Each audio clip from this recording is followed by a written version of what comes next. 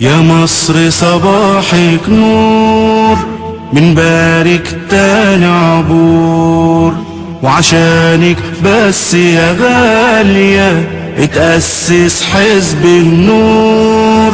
والله الوجه الله ولا عاوزين إلا رضاه، وانطالت بينا حياة هتكون أرواحنا جسور. يا مصر يا مصر صباحك نور. من نحن؟ نحن فصيل من المجتمع المصري، حرمنا بصورة واقعية حقيقية من كل صور التعبير عن الرأي، حرمنا بفعل فاعل. تكلمت عنا المسلسلات والأفلام التي كانت تخرجنا في صورة فزاعة للمجتمع المصري وحسب. الإخوة الكرام، الكلمة الآن مع الأستاذ شريف طه المتحدث الرسمي بحزب النور بمحافظة الدقهلية، فليتفضل. السلام عليكم ورحمة الله. أولا لست متحدثا رسميا، أنا أمين مساعد حزب النور بمحافظة الدقهلية. ثانيا أشرف هيعلى دلوقتي لما العملية تسخن الصوت هيعلى لوحده. ثانيا أشرف حقيقة بلقائي بأهالي بني عبيد، وزي ما ذكر الشيخ أبو الأشبال لم نكن نتوقع مثل هذا الحضور الطيب الكريم.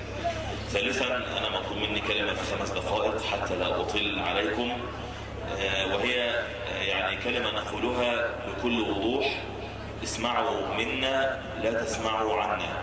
سمع الكثير عنا في وسائل الإعلام ولم يسمع منا. ظلمنا ظلما بينا كبيرا جدا، نسبت إلينا أقوال لم نقل بها في يوم من الأيام، واستخدمت الفزاعة التي اعتاد النظام السابق على استخدامها ضدنا. هذه الفزاعة التي كانت في يوم من الأيام الإخوان المسلمين، وهي اليوم التيار السلفي المتمثل سياسيا في حزب النور. نقول بكل وضوح: لا مواربة فيه ولا التواء فيه. لم يأتي حزب النور لكي يهدم الموجود، لم يأتي حزب النور لكي يهدم السياحة اللي النهارده عمالين يعيطوا عليها، وكأن حزب النور جاي عشان يقعد 12 مليون عامل في بيته. لم يأتي حزب النور لكي يغلق الفن ولا لكي يهدمه. لم يأتي حزب النور لكي يحبس المرأة في بيتها ولا لكي يفرض النقاب عليها. لم يأتي حزب النور لكي يقطع الأيدي والأرجل. لم يأتي حزب النور لكي يفرض اللحى على الناس إلى غير ذلك من هذه الأمور التي يصورها الإعلام. إجمالا لم يأتي حزب النور لكي يهدم الموجود، وإنما أتى لكي يضبط الموجود ويقيد الموجود بقيود الشريعة الإسلامية، مراعيا في ذلك التدرج، ومراعيا في ذلك المصلحة والمفسدة، ومراعيا في ذلك أحوال المجتمع. المشكلة أمران: الأمر الأول إن في كتير من الناس ما بيتصورش الحاجات الموجودة اللي احنا ذكرناها ديت إلا مرتبطة برسوم وصور معينة.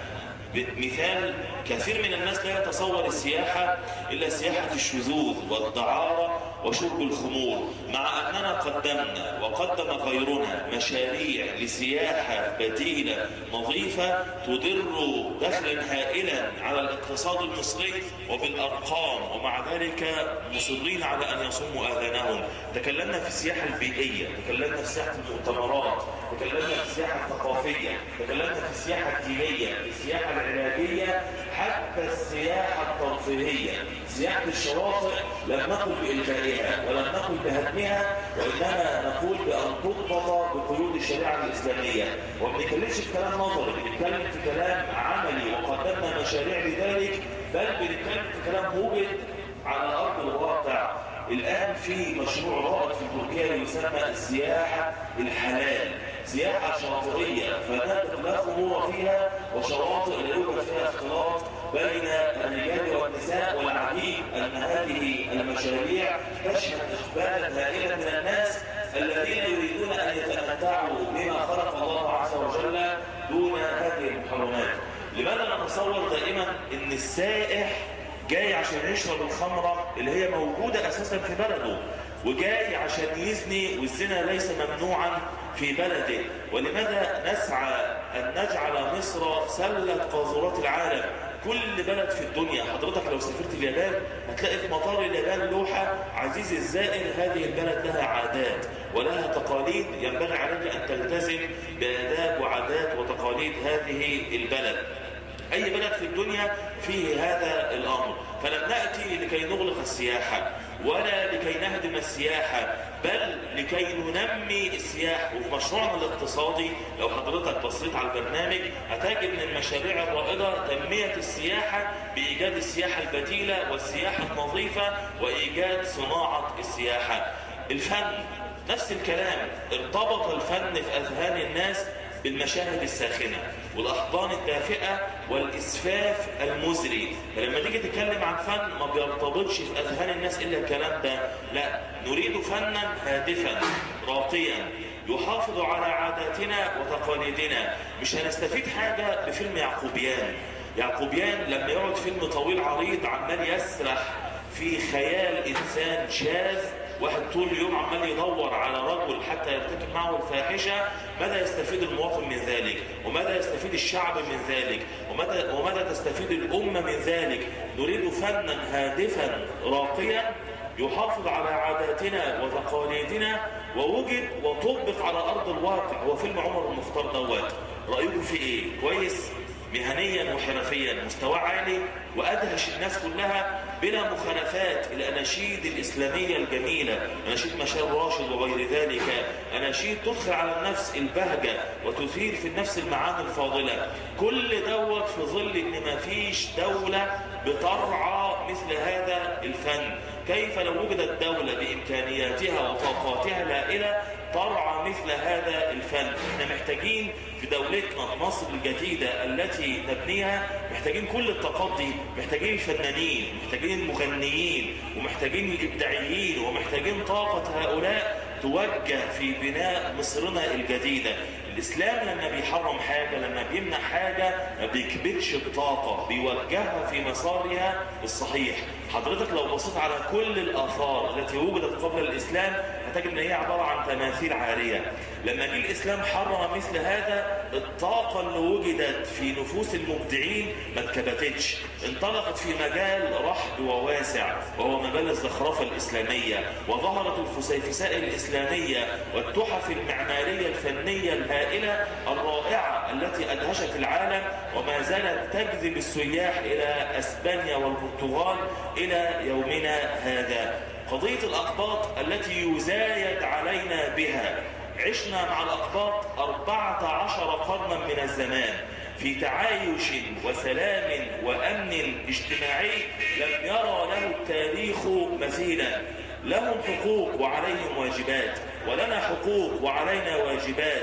نعيش سويا سواسية أمام دولة القانون، يسري القانون فيها على الجميع دون تمييز بين أحد من الناس كائنا من كان. عشنا 14 قرنا من الزمان تطبق فيها شريعة الإسلام. لا الشريعة الإسلامية جديدة على مصر ولا الأقباط جداد على مصر، بل هم شركاء لنا في هذا الوطن.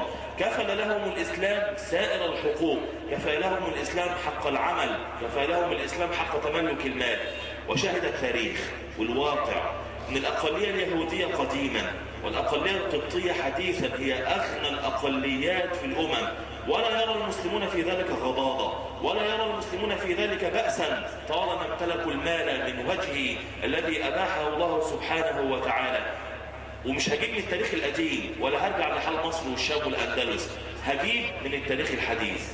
الأنبا شنودة سنة 1986 صرح في صحيفة الأهرام أن النظام الإسلامي هو خير ضامن لحقوق الأقباط في مصر. السنة السابقة في العام الماضي فقط لما المحكمة ألزمت الأنبا شنودة بالطلاق المدني، وكانت أزمة معروفة، كنيسة كما تعلمون تحرم الطلاق إلا في حالة واحدة وهي حالة الزنا. قضية هذا صدق المعروفة لما رفعت على الأنبا شنودة قضية فألزمته المحكمة بالطلاق. وقف وقال في التلفزيون المصري الشريعة الإسلامية بتحميني. الشريعة الإسلامية بتقول لغير المسلمين حق التحاكم إلى شرائعهم الخاصة في أحوالهم، إلى شريعتهم في أحوالهم الشخصية.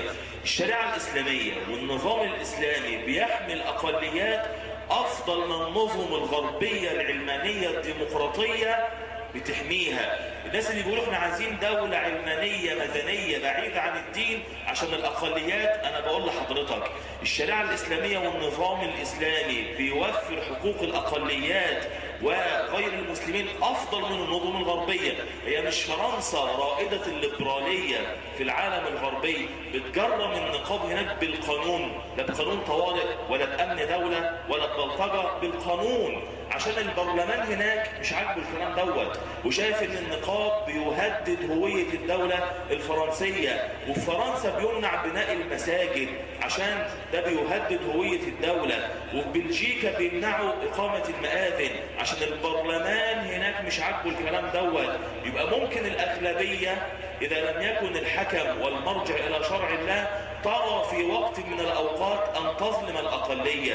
احنا بنقول في الشريعة الإسلامية وفي النظام الإسلامي لو الشعب بأجمعه مش الأغلبية بس وفوقهم النظام الحاكم أخذوا قرارا وأصدروا قانونا بظلم واحد من الأقباط أو بظلم واحد من أهل الذمة، فإن الشريعة الإسلامية هي التي تقف في وجه ذلك. وأحكي دائما حكاية يحكيها ابن كثير رحمه الله في البداية والنهاية، أن نصارى اليونان أغاروا على الإسكندرية وأصلوا خلقا كثيرا من النساء والأطفال وأفسدوا في منشآتها، فأمر أمير مصر والشام بجمع كل نصارى مصر والشام وأن تؤخذ منهم ربع أموالهم لإصلاح ما أفسده إخوانهم من نصارى اليونان.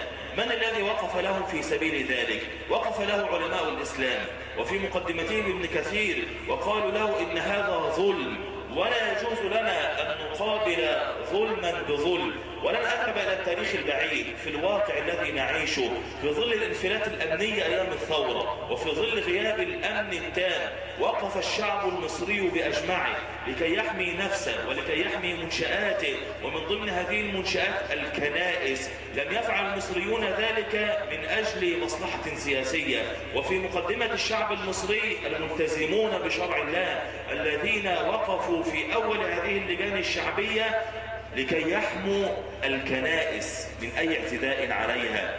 18 يوم في الثورة مش في أمن ولا كان في أمن دولة، ولا كنا بنعمل كده عشان نتصور إعلاميا نفعل ذلك من أجل ديننا. أنا بقول دايما الناس اللي ثابتة على مبادئها، وخليني أكون صريح شوية، لما بيقولوا السلفيين دول ثابتين على دينهم وبيتلونوش بالسياسة، ده ضمان للأقباط اللي بيلعبوا السياسة بالشكل الميكافيلي الغربي. وأنا هوضح دلوقتي السياسة التي نضرع فيها والسياسة التي لا نضرع فيها، لسنا لأننا عاجزين عنها. المكر والكذب والخداع والتلون واللمس الوشين ماهوش أمر صعب، ليس بالأمر العسير. التنازل عن المبادئ واللمس أنافق ليس بالأمر العسير. لكن هوضح ما هي السياسة التي نتبناها.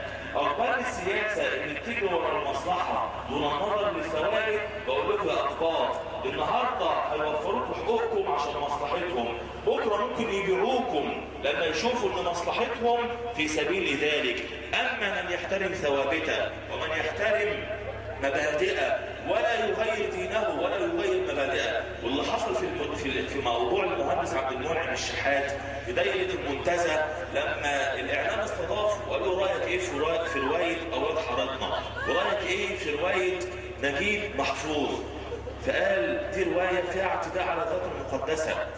ومش احنا بس على فكره اللي بنحرمها. على فكره عايز اقول حاجه، مش السلفيين اللي اصدروا قانون تحريم روايه اولاد حارتنا. الازهر الى يومنا هذا المؤسسه الرسميه في مصر ما زالت تجرم طبع روايه اولاد حارتنا وبتحرم طبع روايه اولاد حارتنا، لان هي باختصار بتتبنى فلسفه فيلسوف الماني اسمه نيتشه، راجل من علماء الاجتماع الفلاسفه الملحدين. بيقول ان الانسان مر في حياته الاجتماعيه ب3 اطوار. الطور الاول طور السحر والخرافه، تطور شوية فوصل إلى طور الدين. في المرحلة الثالثة وصل لطور العلم الحديث، فما عادش محتاج للدين لأنه أصبح إنسان سوبرمان ذو المعارف الكثيرة، وبيحتاج للدين لما يبقى إنسان ضعيف. هي القصة كلها بتدور في الفلسفة ديت. الجبلاوي اللي هو رمز الإله، أولاده اللي هم الأنبياء، عرف ابنه الصغير اللي هو العلم الحديث. من ضمن مقاطع الرواية عرف بيقول الجبلاوي: انت ما بتظهرش في الحارة مرة واحدة ليه؟ ده انت كلمة واحدة منك تحل كل مشاكل الحارة، وعمرك ما ظهرت في الحارة مرة واحدة. كلها اشارات ان الدين ده خرافة، ربنا دوت لو موجود ما يطلع يحل لنا المشاكل. وفي نهاية الرواية عرف طلع للجبلاوي في وجهه المستخبي فيه وقتله، وانتصر العلم الحديث على خرافة الأديان، لذلك ادوا جائزة نوبل. لذلك حرمها الأزهر إلى يومنا هذا. بنقول الأمر ده خير دليل على ما وعدناكم به، أننا لا نمارس السياسة المكيافيلية الغربية اللي أشقت العالم. محدش يفتكر أن السياسة ديت بتقدم مجتمعات. الحضارة الغربية النهاردة حضارة القرق والاضطراب. الدول الاسكندنافية وفي مقدمتها السويد أعلى الدول في معدلات الانتحار في العالم كله. حضارة الاكتئاب، أعلى مرض عندهم هو مرض الاكتئاب، وظاهرة الانتحار عندهم من أعلى الظواهر التي يرصدونها. حضارة أشقت العالم كله، خسر العالم خسرانا كبيرا بتخلي المسلمين عن ريادة هذا المجتمع. حروب ما بنتكلمش دكتور فيها، عارفين يا اخوانا الحرب العالميه الثانيه كنت فيها قد ايه؟ حد يقول رقم كده؟ 60 مليون واحد. 60 مليون واحد يقتل في حرب. ما استخدمناش نووي ولا ذري، هم اللي استخدموه. فالسياسه دي لا بتطور مجتمعات ولا بتصلحها، وانما تجلب الشقاء الدنيوي قبل الشقاء الاخروي. نقول يعني قبل كل ذلك من يحافظ على مبادئه وثوابته ولا يتنازل عنها. احنا بنقولها بكل وضوح، احنا مش اصحاب كراسي، احنا اصحاب مشروع. لو الكرسي هيخلينا نخسر مشروعنا مش عايزينه. لذلك زي ما الدكتور هرماس بيقول المنافسه شريفه، والناس اللي بتقول انتوا الحريه والعداله هنتنافسوا بشرف، واي حد غير الحريه والعداله هيحمي المشروع بتاعنا هنهنئه. احنا زي ما الدكتور مصطفى بيقول احنا جايين نحمل رساله دولة عصرية حديثة تأخذ بأسباب التطور مرجعيته للشريعة الإسلامية. طلعوا حزب نور من القضية خالص، طلعوا السلفيين من القضية خالص. لو الأحزاب الليبرالية تبنت قضية مرجعية الشريعة والأزهر هو اللي هيشرف على التطبيق، احنا معاهم، واحنا هنرجع لدعوتنا ونرجع لأعمالنا الاجتماعية والخدمية مرة ثانية. الناس يقولوا احنا مش خايفين من الشريعة، احنا خايفين منكم انتم. بنقول مرة ثانية احنا بنقول خلوا مؤسسة الأزهر التي تتولى تطبيق الشريعة الإسلامية. فأرجع أقول إن من يثبتون على مبادئهم ويمارسون السياسة الشرعية في ظل المحافظة على الثوابت هؤلاء خير ضمانة لحقوق الأقباط. لم نأتي لكي نحبس المرأة في بيتها، ودي المشكلة الثانية. زي ما قلت أول مشكلة إن في ناس بتتصور حاجات معينة بأشكال معينة. المشكلة الثانية إن في ناس بتروج علينا كلام ما قلناهوش ولا عمرنا قلناه في يوم من الأيام. بكل صراحة يا أخوانا لم نقل في يوم من الأيام إن صوت المرأة عورة، ولا في حد عالم من العلماء، وأنا أزهري وكثير من الموجودين أزاهرة، لا في حد من العلماء قديما ولا حديثا قال بأن صوت المرأة عورة، بل نهى الله عن الخضوع بالقول. فلا تخضعن بالقول فيطمع الذي في قلبه مرض، وقلنا قولا معروفة. فنهى عن الخضوع وأباح القول المعروف. لم يقل أحد أبدا بأن عمل المرأة حرام وأننا نحرم عمل المرأة. ألم تكن خديجة تعمل بالتجارة؟ ألم تكن أسماء امرأة الزبير تعمل؟ ألم يحكي الله لنا في القرآن عن ابنتي شعيب اللتين كانتا يعملا برعي الأغنام؟ للمرأة المشاركة بكل وضوح لا التواء فيه، للمرأة المشاركة في المجال السياسي. واستشار النبي صلى الله عليه وسلم أم سلمة في أمر سياسي وكانت مشورتها خيرا على المسلمين. استشار للمرأة المشاركة في المجال الاجتماعي، للمرأة المشاركة في المجال الاقتصادي، للمرأة المشاركة في سائر المجالات طالما كانت في مشاركتها منضبطة ومقيدة بقيود شرع الله. وفي النهاية أقول نرسم لكم الصورة المثالية، عيوننا على المثال وأرجلنا في أرض الواقع. ونازلين لأبناء شعبنا نقول لهم هي دي الصورة المثالية اللي احنا عايزينها وعارفين واقعنا كويس، هننزل لكم الأرض الواقع وهنطلع بشويش وبالراحة وبالتدرج إلى أن نصل إلى هذه الصورة المثالية. نعلم حال المجتمع ونعلم وسعه ونعلم المصلحة والمفسدة، ونعلم أن التدرج في تطبيق الشريعة هو من صميم ديننا ومن صميم ثوابت ديننا. النبي صلى الله عليه وسلم لما فتح مكة وبقت مكة في إيده ترك هدم الكعبة. وكان عايز يهدمها، أيوة كان عايز يهدمها. غريبة ديت، كان عايز يهدمها لأن هي كانت مبنية غلط، كانت مبنية على غير قواعد إبراهيم. وده مش كلامي، ده كلام النبي صلى الله عليه وسلم لقصة معروفة. السيل جه هدم جزء منها، مكة قالت هنبنيها مرة تانية بس مش هندخل في فلوسنا مال حرام. ما قدروش يبنوها بالشكل دوت، فبنوا جزء منها. عايزين يعرفوا الناس ان الجزء المتبقي ده من الكعبة احاطوها بحجر. لذلك حضرتك لما بتحج بتروح تطوف منين؟ من خارج الايه؟ الحجر. ولما بتصلي جوه الحجر كأنك صليت فين؟ جوه الكعبة. وقام جايين رفعوا الباب بتاعها عشان يدخلوا اللي عايزين يدخلوه يجيبوا له سلم، واللي مش عايزين يدخلوه ما يدخلوهوش. لما فتح مكة أتاه خاطر أن يهدم الكعبة ويبنيها على قواعد إبراهيم، يدخل منها الحجر ويخلي لها بابين لازقين في الأرض، باب للدخول وباب للخروج، واللي عايز يخش يخش. إيه اللي منعه؟ إيه اللي منعه إن هو يعمل الصح؟ ايه اللي منع ان هو يطبق الجزئيه ديت؟ قال لي السيده عائشه الكلام ده: لولا ان قومك حديث عهد بكفر لهدمت الكعبه وبنيتها على قواعد ابراهيم. المجتمع بتاعه ما كانش متحمل الكلام دوت، المجتمع ما كانش متقبل الكلام دوت. المجتمع كان ممكن يرتد عن الاسلام مره ثانيه، كان ممكن ينتكس عن الاسلام مره ثانيه. فالناس اللي جايه متخيله اننا سنقطع الايدي والارجل فور ان نمسك او نصل او نشارك. وانا عايز اقول نقطه مهمه جدا دكتور هرماس اشار لها: مش جايين عشان نبقى اغلبيه، ولا جايين عشان نستحوذ، ولا جايين عشان نقصي غيرنا. بقولها لكم بكل صراحه من تصريحات قاده في الحزب ومن الهيئه العليا والمسؤولين الكبار في الحزب: لو خدنا 100% في البرلمان، وده مستحيل، بس عشان اوضح لحضرتك ما بداخلنا، لن نشكل حكومه وحدنا، وسندعو غيرنا الى التكاتف معنا، وسندعو غيرنا الى الالتحام معنا. نعلم حال مصر، وان مصر منهاره، وان مصر اكبر من اي فصيل يحمله وحده. والحمد لله التيار الاسلامي باجمعه يعلم هذه الحقيقه. انما اتينا لكي نشارك في كتابة الدستور، ولكي نشرف على دستور لا يخاصم هوية البلد ولا يتناقض معها. المشكلة ان في احزاب يا جماعة مش مدركة طبيعة الشعب، عايشة في ابراج عادية، مش عارفة ثقافة الشعب المصري ولا هوية الشعب المصري ولا اختيارات الشعب المصري. بتحاول تفرض نمط غير مقبول ولن يقبله الشعب ولن تقبله سائر الشعوب، لا قابلة تونس مع انه فرض عليها بالحديد والنار، ولا قابلة تركيا مع انه فرض عليها بالحديد والنار. فكيف تقبله مصر مع ان مصر من الناحية الدينية متقدمة بكثير جدا على هذه الدول؟ فنعلم حال المجتمع ونؤمن بالتدرج في تطبيق الشريعة. لم نأتي لكي نهدم الموجود، وإنما أتينا لكي نقيده بشرع الله، لا لكي نغلق البنوك. هيحصل تحويل بسيط جدا هيحدث طفرة اقتصادية هائلة جدا.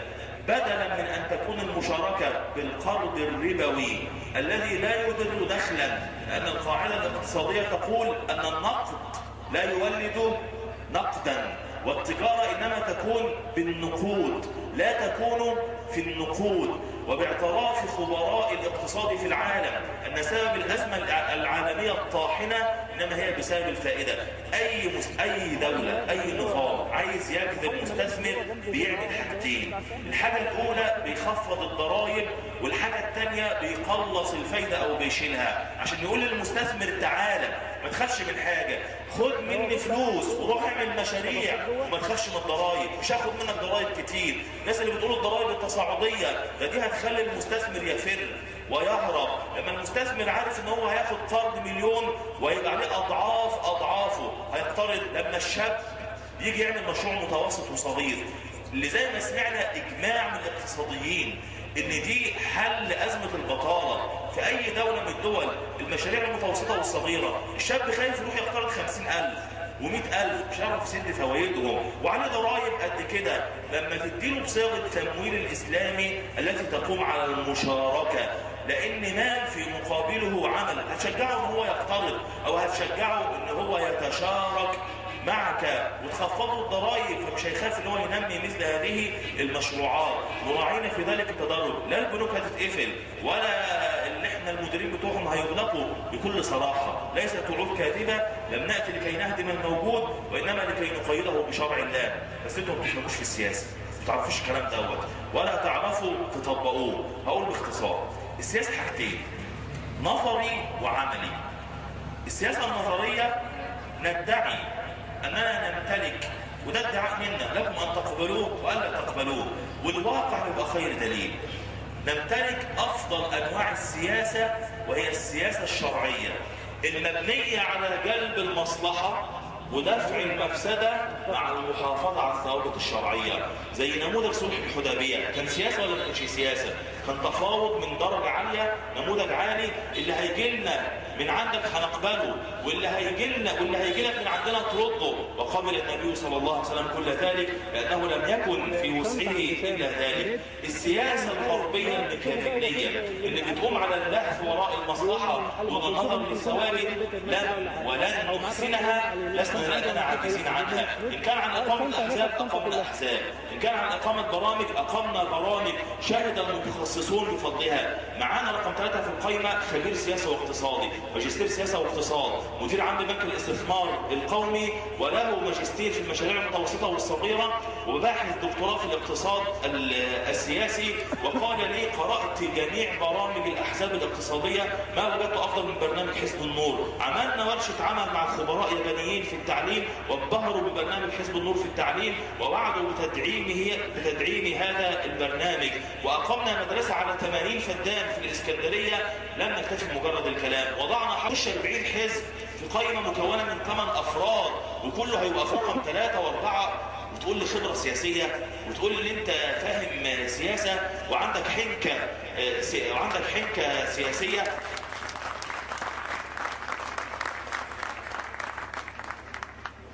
احنا في حاجة ما مارسناهاش قبل كده، العملية الانتخابية. لان دي عملية ايه؟ ممارسة. طبيعة الحال في علوم لا تكتسب الا بالايه؟ بالممارسة. انا لو حضرتك عملت لك دورة في الحاجات الانتخابية دي حاجة، بس الممارسة بتقول للناس خبير انتخابات، مع انه ممكن يبقى ما خدش لا دورات ويدوا دورات للناس، عنده خبرة في الممارسة. ومع ذلك أدرنا حملة انتخابية شهد الجميع بفضلها، وحققنا نتائج. حزب ابن 8 شهور بينافس حزب ابن 80 سنة بكل شرف، ويصعد وينمو في ظل ايه؟ في ظل تلميع اعلامي للحزب الاخر، ونحن نحبه ونحترمه حتى وان اختلفنا معه في بعض الامور، وفي ظل تشويه اعلامي غير مسبوق. اتهمنا بابشع التهم، بنقطع الودان، بنقطع الايد والرجل، هنلبس النقاب، هنحبس الناس في بيوتها، هنقفل المقاهي، الى غير ذلك من انواع التهم الباطله والشنيعه التي في كل مره دول ما عملناش، ومش احنا. مع ذلك الاعلام ما زال يصر، ومع ذلك فاجأنا الناس بمثل هذه الارقام في محافظات مش بتاعتنا على فكره. القاهره والكلام ده مش وجودنا قوي، كل عارف الكلام دوت. وان شاء الله النتيجه في الثانيه والثالثه هتبقى افضل. فلوسنا ضعيفه، بس عندنا ما هو احسن من الفلوس، الموارد البشريه والطاقات البشريه اللي بتشتغل لا تريد بذلك الا نصره هذه القضيه. غيرنا لما بيعلقوا يافطه بياخد عليها فلوس، لما بيمشوا في مسيره بياخد منه فلوس. كل الناس اللي جايه واللي بتشتغل، انا لست مرشحا ولا اريد بذلك اجرا ولا اريد بذلك اي اجر، ولكن اريد نصره قضيه واريد نصره هدف، وان البلد دي تتغير، وان ثقافه البلد دي تتغير. زي ما حصلنا ثوره، عملنا ثوره اطاحت بالنظام وراسه، عايزين ثوره في جميع المجالات، عايزين ثوره ثقافيه، عايزين ثوره في ثقافه الانتخاب. وعلى اي اساس نختار؟ زي ما اشرنا في فرق بين مجلس الشعب والمجلس المحلي. المجلس المحلي جاي عشان يخدم حضرتك، مجلس الشعب جاي عشان يسن لك القانون ويراقب الحكومه في ادائها. هذا كله ما نريده. فكيف نتهم بعد ذلك أنه ليست عندنا خبرة سياسية؟ شاهدوا جميع البرامج لأصغر المتحدثين عندنا، نادر بكار شاب عندنا منه العشرات في الحزب يناظر دهاقنة السياسة ودجاجلة السياسة، وبفضل الله تكون له الغلبة، ويعترف الجميع بفضله، ويعترف الجميع بأن الناس دي مستنيرة وأن هم مش زي ما احنا متخيلين. فكيف يدعي ونتهم بعد ذلك بأننا لا نمارس السياسة؟ آخر حاجة، هب اللي احنا فعلا ما عندناش سياسة. أقول زي ما الدكتور هرماس قال، نمارس ونتقدم. هي السياسة دي كيمياء ما بتتفهمش، وهو أول واحد مارس سياسة. يعني الشيخ البنا رحمه الله لما رشح نفسه في الإسماعيلية، النحاس باشا قال له يا شيخ بنا انتوا بتفهموش سياسة، خلوكم في الدعوة. قال له السياسة بتكتسب بالممارسة، واحنا هنمارس عشان نكتسب السياسة. هب اللي احنا فعلا ما عندناش خبرة. ليه تحرم المجتمع من فصيل كبير، من فصيل مليء بالخيرات، مليء بالكوادر، ومليء بالمثقفين، ومليء بالآيات المتوضئة النظيفة؟ ما اعتمدناش على الشيوخ والله، ولا جبنا الدعاء. لو احنا بندور على مكسب سياسي بس كنا ننزل الدعاء، وانتوا عارفين شعبية الدعاء هتبقى عاملة ازاي، كان هيحصل اكتساح. لكن كانت لنا 3 معايير في اختيارنا للأعضاء. الحفاظ على الهوية الإسلامية، لأن مجلس الشعب وظيفته التشريعية الرقابية، والدائرة اللي هينجح واحد فيها ويعادل الهوية الإسلامية هيبقى ذنب كبير قوي عند الله، لأن احنا داخلين على أخطر مجلس شعب في تاريخ مصر. مجلس الشعب هيحط دستور، مش هيحط قانون، مش هيحط قانون يتشال بعد 5 سنين، هيحط دستور تسير عليه الأمة.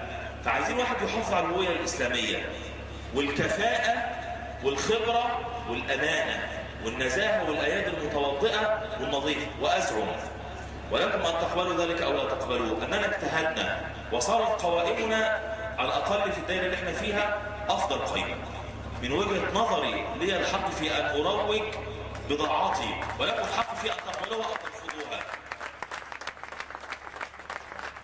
رأس القائمة الأستاذ الدكتور مصطفى السعيد الصاوي، سمعتموه. رقم 2 فلاح، ما جبناش أي فلاح، مهندس زراعي خبير في الري المحوري وله بحوث علمية في الزراعة وعاشق للأرض الزراعية. رقم 3 الأستاذ عبد المعطي سليم، مدير عام بنك الاستثمار القومي وخبير سياسي واقتصادي. رقم 4 رجل يشعر، الحاج إبراهيم العاص، يشعر من يعني هو من فئة كبيرة جدا، فئة العمال والمتنفذين والتجار، يشعر بآلامهم وآمالهم، لأن دي فئة كبيرة محتاجة واحد يحس بهمومها ويحس بما تحتاجه. رقم 5 الدكتور العزيز عمرو جميل. رقم 6 الأستاذ ناجي، مدرس أول بالأزهر. ورقم 7 الدكتور محمد نظيم، طبيب بشري من أجا. ومقعد المرأة الأستاذة نسمة عبد الرحيم. في أي قائمة تانية في كفاءات تانية؟ أنا ما شفتش كفاءات أعلى من ذلك في أي قائمة أخرى. أستاذ عبد القادر إبراهيم على مقعد العمال فلاح، عمل بالتدريس 10 سنوات بالخارج، وهو رجل مثقف ومتدين وصاحب أيدي متوضئة ونظيفة. الفئات احتراما لأهل البلد ما جبناهوش من أجل احترام أهل البلد. مش هتكلم عنه ولا أعمل له إيه ولا أعمل له ولا أعمل له دعاية احتراما منها لبني عبيد. فكيف نتهم بعد ذلك بأنه لا خبرة سياسية أو أنه ليست عندنا يعني كفاءات سياسية؟ معذرة على الإطالة الشديدة، القضايا المطروحة كتير جدا والكلام اللي بيتقال علينا أكثر وكتير، ولعل يبقى لنا يعني مؤتمرات أخرى نطرح فيها مثل هذه القضايا الشائكة. أشكر لكم حسن استماعكم. جزا الله خيرا الأستاذ شريف طه، النائب أمين مساعد حزب النور بمحافظة الدقهلية، وأقول له لقد أفدتنا كثيرا وعلمتنا كثيرا، فجزاك الله عنا خير الجزاء.